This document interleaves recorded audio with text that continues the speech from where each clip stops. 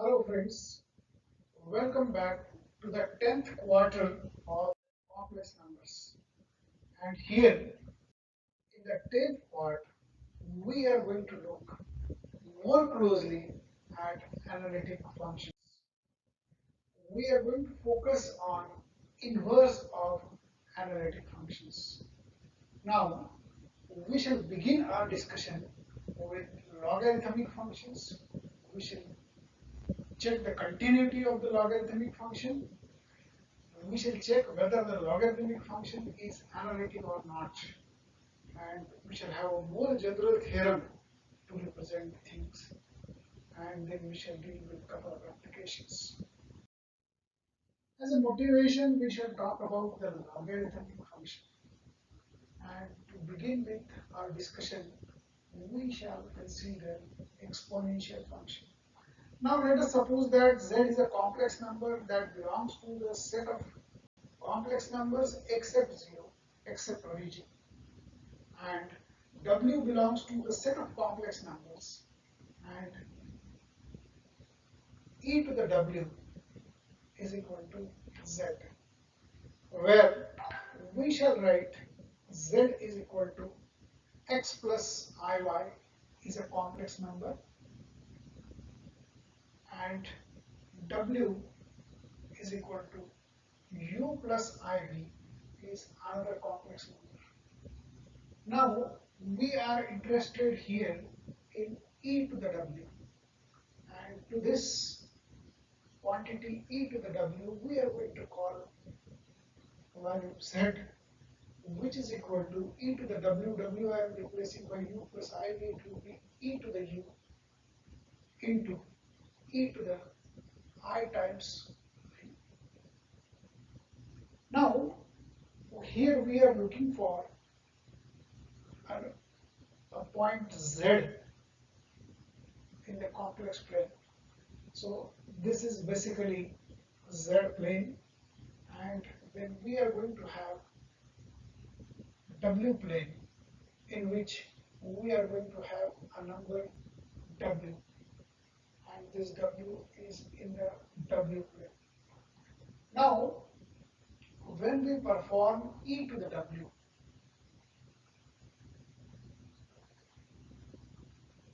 when w is operated on exponential function, the function results into a complex number set. So here we have exponential function by definition. Now we look forward to another function that will take this z back to w plane. Now, in the earlier course, we have seen that when we are talking about exponential function, this is periodic by interval 2 pi. And if we are looking at a particular point, say we are looking at this point, then after 2 pi interval, it will be again mapped to the same point. I mean to say that this w will be mapped to this z, and then w plus 2 pi will also map to the same w. Same holds true if you go 2 pi backwards, and then the periodic function will retreat value back to z. As I said, z is equal to x plus iy. That's the basic contention that we are moving with, and this can be written as mod of z into e to the I theta.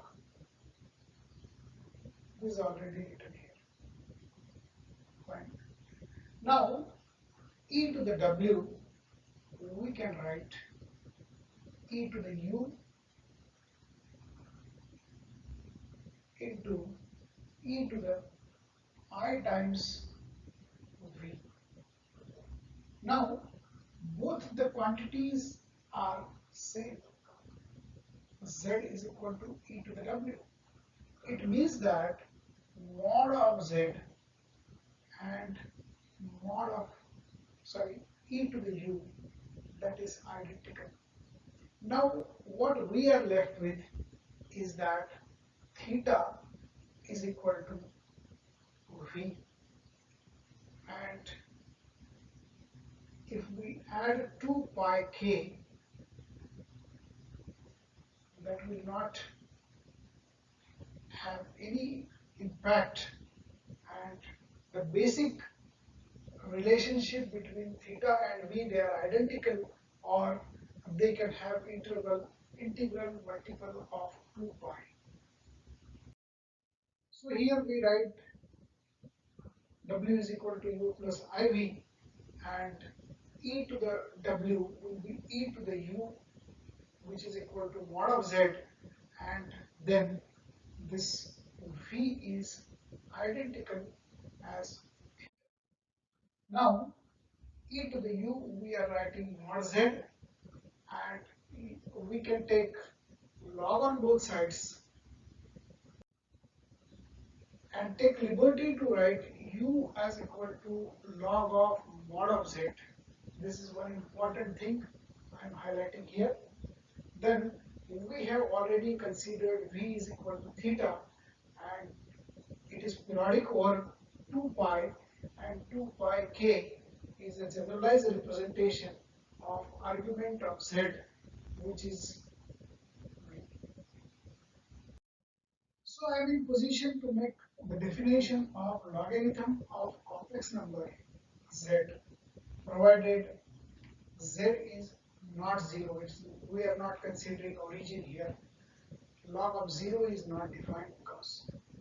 Now, log of z we are interested in finding. Here you can have a look. Z is equal to mod z e to the I theta. So log of z is equal to log of mod of z plus I times theta, which is being written here as argument of z, and this is the principal branch of logarithm. Now log of z is equal to log of mod of z plus I times argument z is a multi-valued function.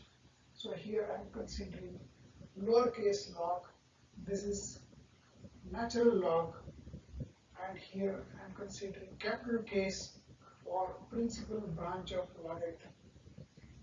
Now log of z is equal to log of z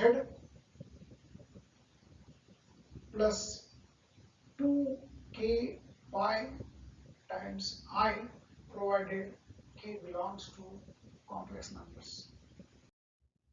So here we are clear with our formula that log of z is equal to log of mod of z plus I times argument of z. So with this knowledge, we can calculate logarithm of some known numbers, like we shall try and attempt log of 1. So by our formula, it is equal to log of mod of 1, and mod of 1 is 1, and log of 1 is 0. The logarithmic function behaves like this. So here, when the value 1 is on x-axis, its corresponding value on y-axis is 0. So here this quantity is 0. Now I times argument of 1. So here we are considering the number 1.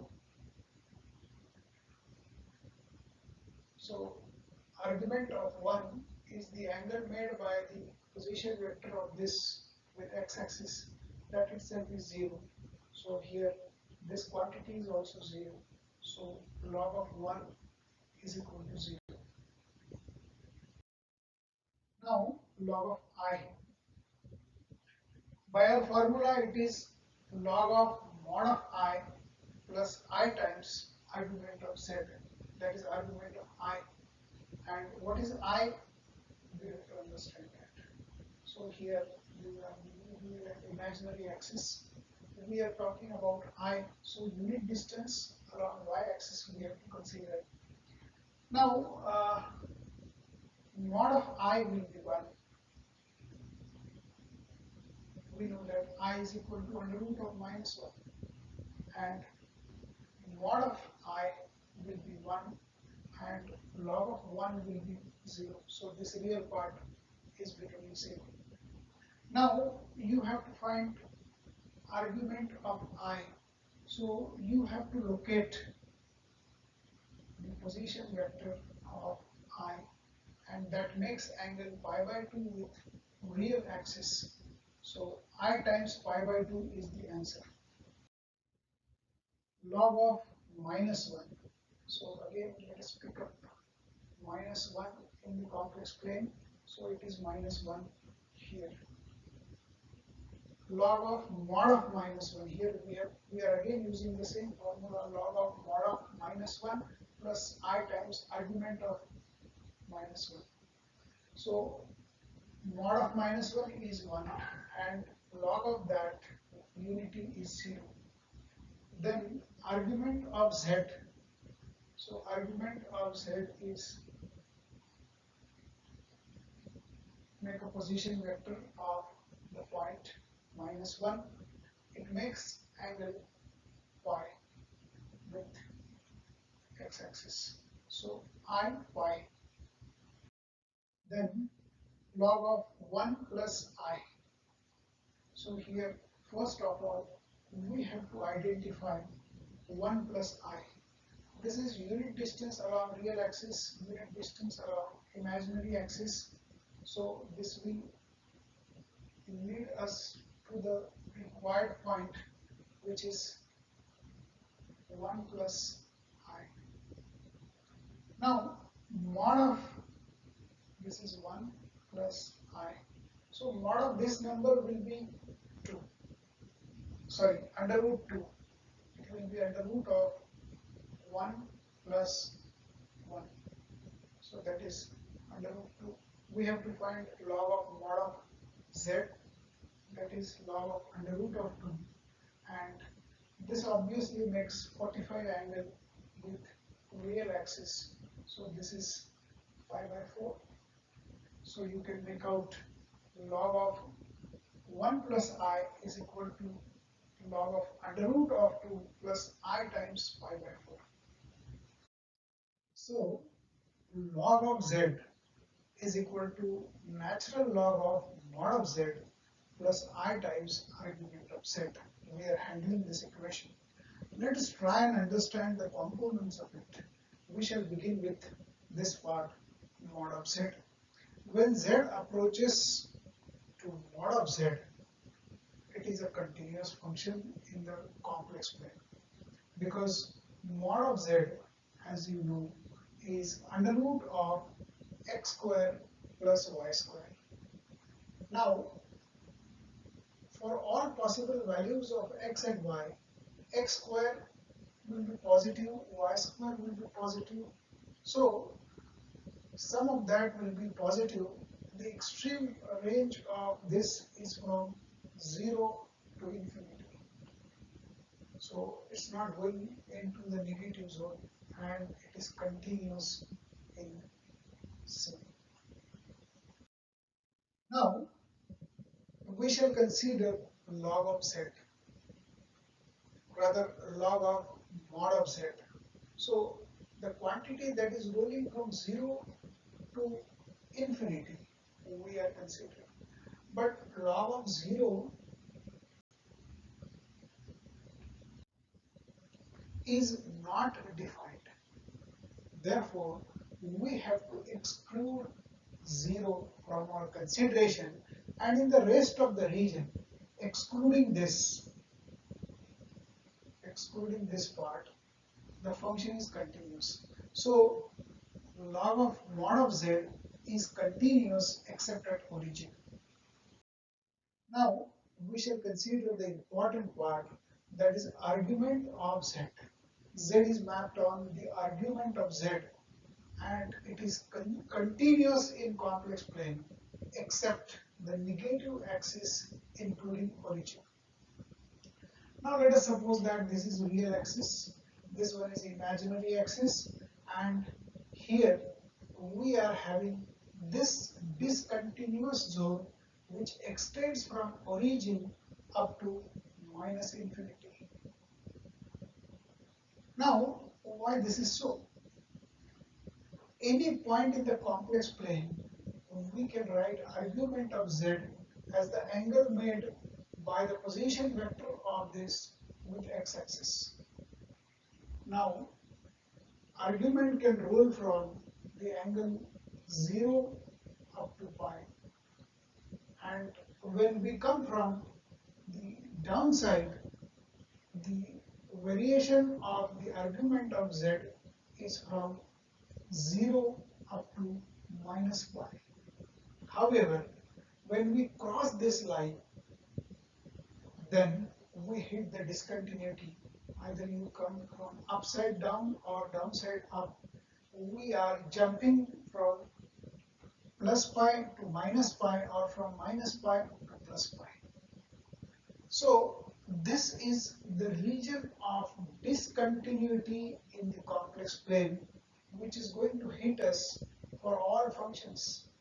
But as long as we are concerned with the logarithmic function, the logarithmic function we are talking for the region except origin, because it is not defined at origin, and there does exist a discontinuity for negative x-axis because the argument is jumping from pi to minus pi or vice versa.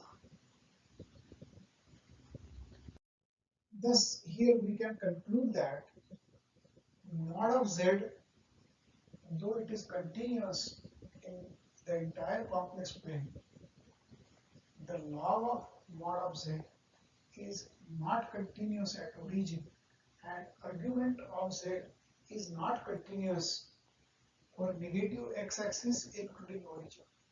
So the entire log function, log of z, is continuous in the complex plane except negative axis including origin. Now here more generously we will try to understand when z is equal to x plus iy and z is approaching to negative axis. So z is approaching to minus x, which is extending from 0 to minus infinity, and this is occurring from above the z-axis. Now here we have this real and imaginary axis, and the discontinuity is prevailing in this zone where any function when crosses that hits the discontinuity of the plane. Now when z is approaching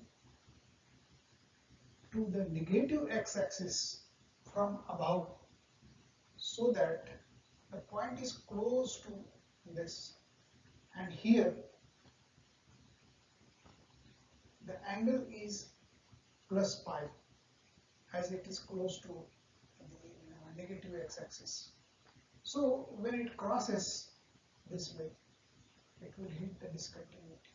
Similarly, from below, log of z by this formula, it will be log of x, because y value is approaching to 0, and that is minus I times pi. So here it is plus I pi, here it is minus I pi. So when it is crossing this way, it is minus log of x minus I pi. So log of z, the entire function, is not continuous in the range 0 to minus infinity. So this broad red line, which is extended up to infinity.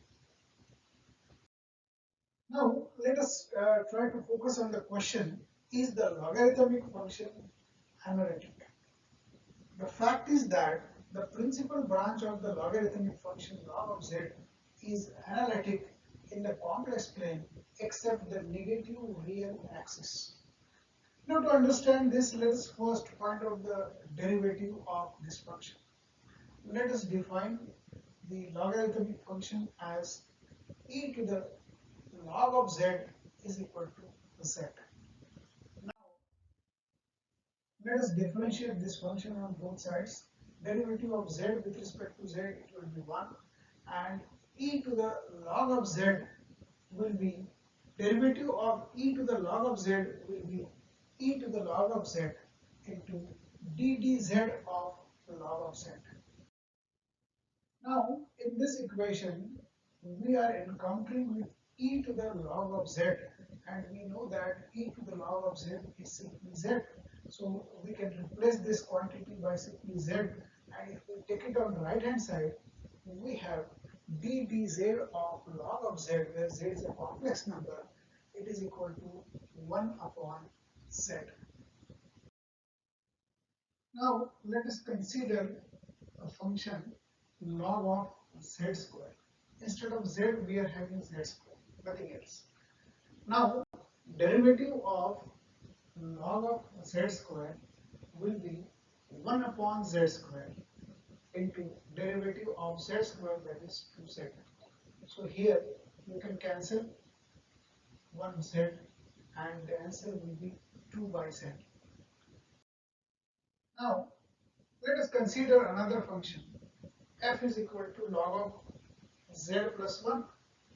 So its derivative will be 1 upon z plus 1 into derivative of this quantity z plus 1. Derivative of z will be 1, derivative of 1 will be 0. So multiplying 1 will not cause any effect. Now, let us consider that we replace z by I minus 1. So if we consider the complex plane, the real part is minus 1 and imaginary part is I. So we are talking about this point. So whether the function is differentiable at this point or not. Let us try and understand that d dz of log of z plus 1 will be 1 upon z plus 1. So here simply we are replacing z by I minus 1. So here we are left with minus I. So this is differentiable. I want to remind you that it is not differentiable for negative real axis including 0. That's the issue. Now, let us consider that z is equal to simply I. We are talking about the next point, simply I, this point we are talking. So graphically I understand that there is no issue. Let us work it out mathematically. We are replacing z by simply I, and this is differentiable. I mean to say that this function is differentiable at this point, at this point. Then when z is equal to minus 2, we have to replace this z by minus 2, and the answer is minus 1. So minus 1 means that we are talking about this point now. This is a nasty point, and the function will not be differentiable, even though the answer you are encountering minus 1. It indicates that it is occurring at this point, and this is a point of discontinuity, and it is not permitted here. So derivative is not permitted here. When z is equal to minus I, let us talk about this point. So minus I point will be this one. So I am talking about this point. At this point, graphically I understand there is no problem. Mathematically, we are replacing z by minus I, and the answer is 1 upon minus I plus 1, or you can say 1 upon 1 minus I. The derivative exists and the function is differentiable because it is continuous. Now, we are talking about the point when z is equal to minus 1.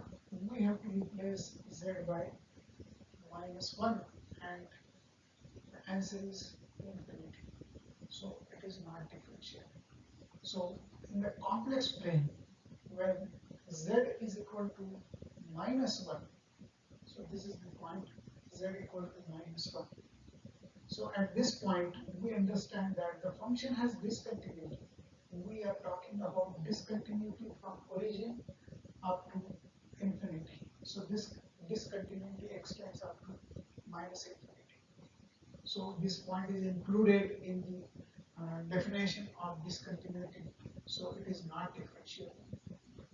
When z is equal to minus 1 plus I, we have to simply replace z by minus 1 plus I in the derivative formula, and the answer is minus I. So minus I is this point. So this is minus I. I'm talking about this is x-axis and this is y-axis. So it is differentiable. Now let us suppose that f is a function which maps a set to a complex numbers, and this function we claim that is an analytic function. So we are making a general definition, we are considering more general theorem for defining the inverse functions. And we are not going to prove this, we are going to just understand the statement. And under this situation, there exists a continuous function g.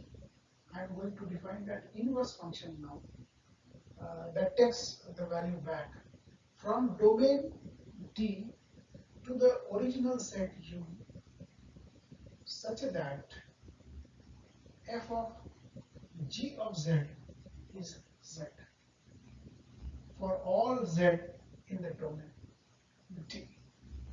Then g is analytic function. We have claimed that f is an analytic function, and we have imposed a condition of the definition for inverse function, and then we claim that the inverse function g is analytic in the domain.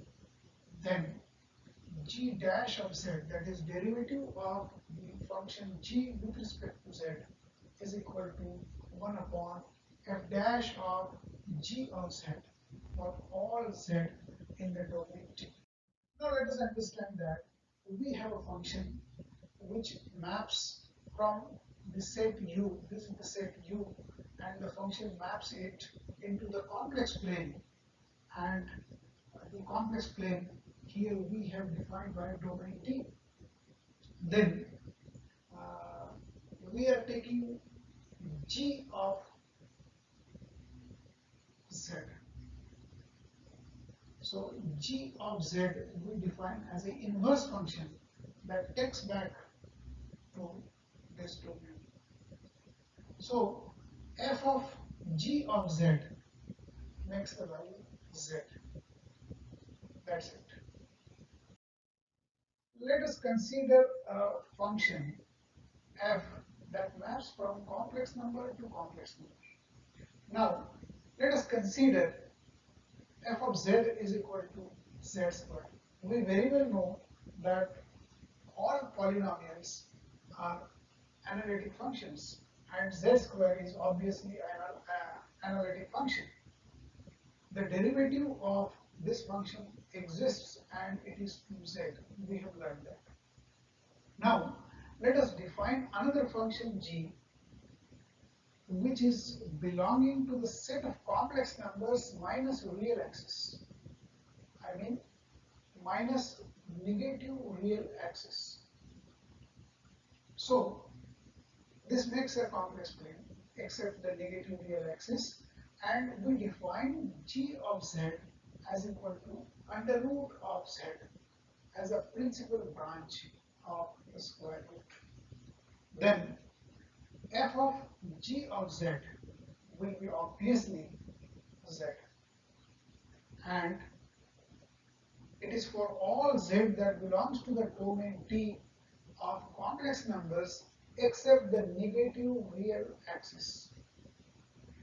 Now g is continuous in the domain D and g is analytic in the domain T.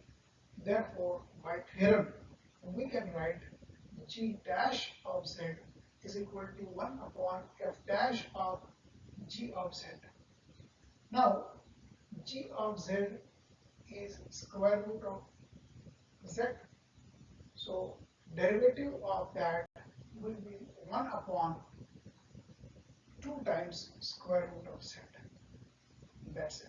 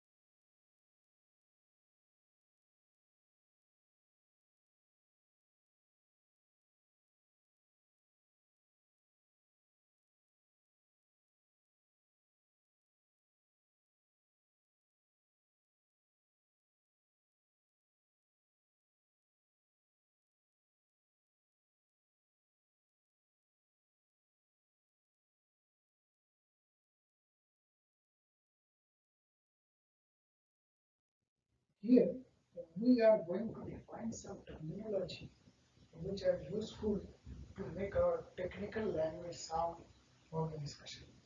Let us suppose that there exists a function which maps from set u to set v. Then the function f is said to be injective, also called one-to-one, provided that f of a is not equal to f of b. When we start with a, b belonging to u and they are not identical. For example, we have 2 points, say a and b. They are different.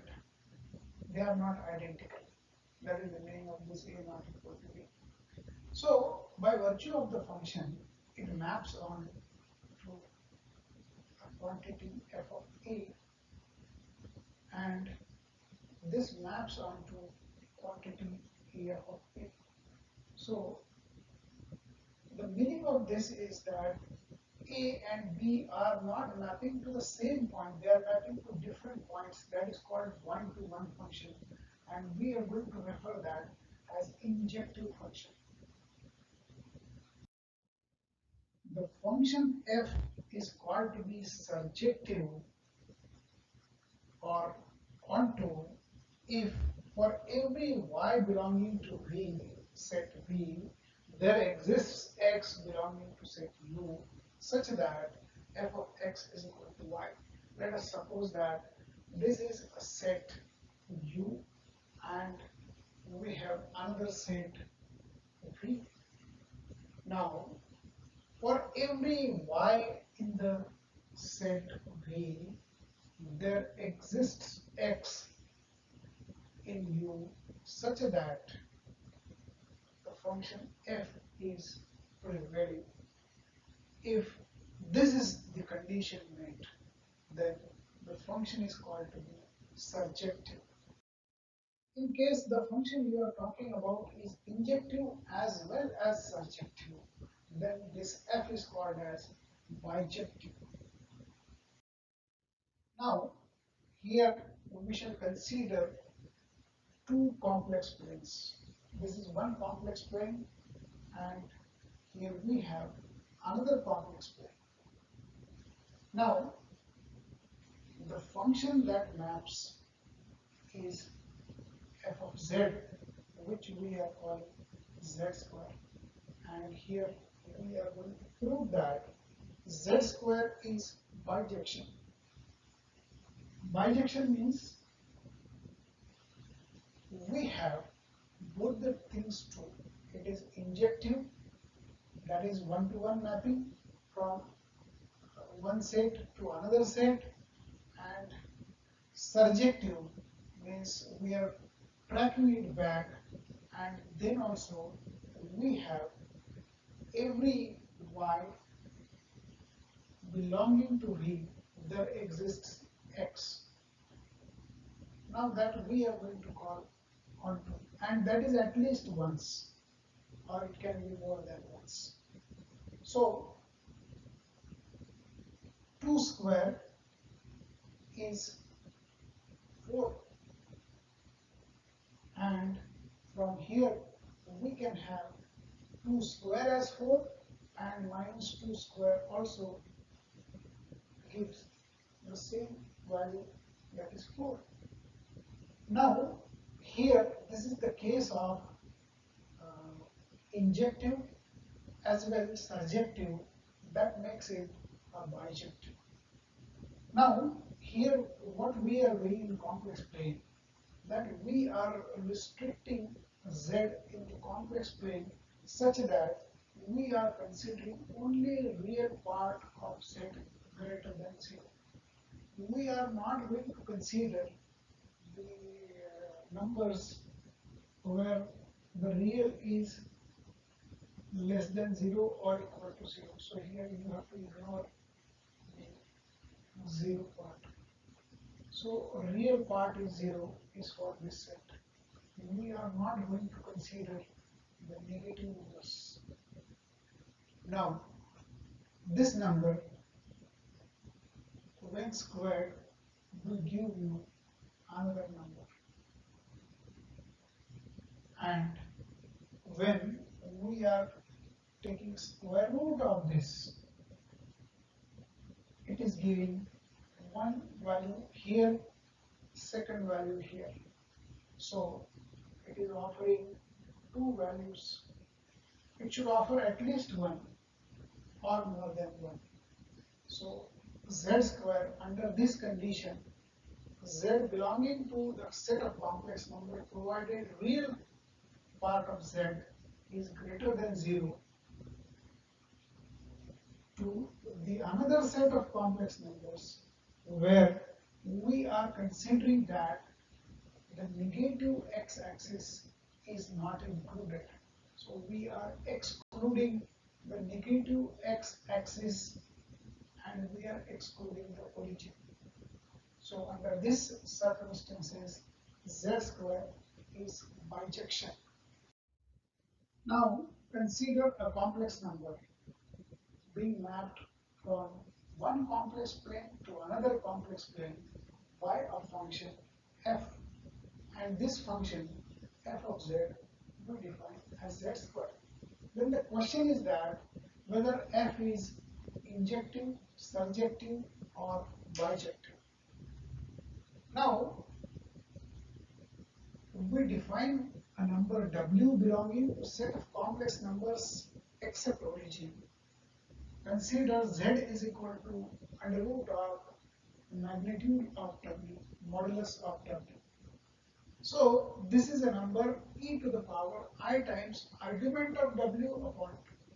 This belongs to the set of complex numbers.